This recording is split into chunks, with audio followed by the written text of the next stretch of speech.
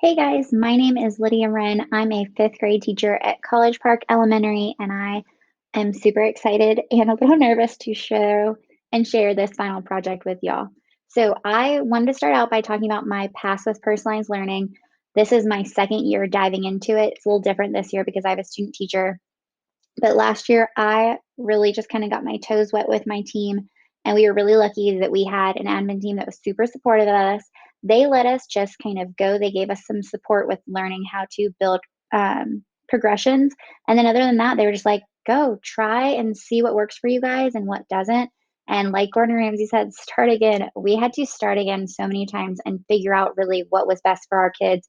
So I felt like this class was such a blessing for me because I got to take what I did last year and combined it with what I was learning every week and be able to kind of really put out something for my class. So throughout this, I'm going to focus on a few things. The assess, engage, and express was probably my favorite day, or like that lesson that we did all together was one of my favorites. I felt like I learned so much that day. I gained a new view of learner profiles, and I learned a lot from you guys along the way. So I'm going to talk about that as we go. So the assess, engage, and express, I like that over calling it direct instruction, practice, and showing mastery. It really helps me when I'm planning each learning target. G- Now I feel like I have a clear path of exactly what activity is doing what. Like, am I having them access learning? Am I having them engage and practice? Or are they expressing it? And I just really liked that. I got the opportunity to work with Miss Christy Calvin, and she helped me so much just see a bunch of different ways to engage in learning and express learning with really cool projects. And I really liked getting to learn from her. So, one of the things I've always done is learner profiles with my students, but I loved asking the question is how do you access, engage, and express in a learner profile? And I think that that's something that I didn't really think of before. And I now, when I'm making a learner profile, I'm going to think of each time. So, huge shout out to Mr. K.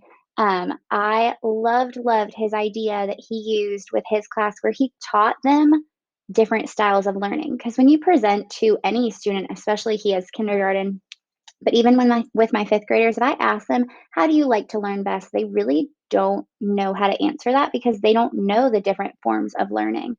And so I think that that was huge. He did a lesson with his class where he taught them the different types of learning, and like he would try something with his class. Like they would try learning with music playing, and then they would try learning with it being nice and quiet in the room. And he got to share with them, like, these are different learning styles. Here's your end product. What did you like best? So that's definitely something I'm going to steal 100% next year before I start my learning profiles.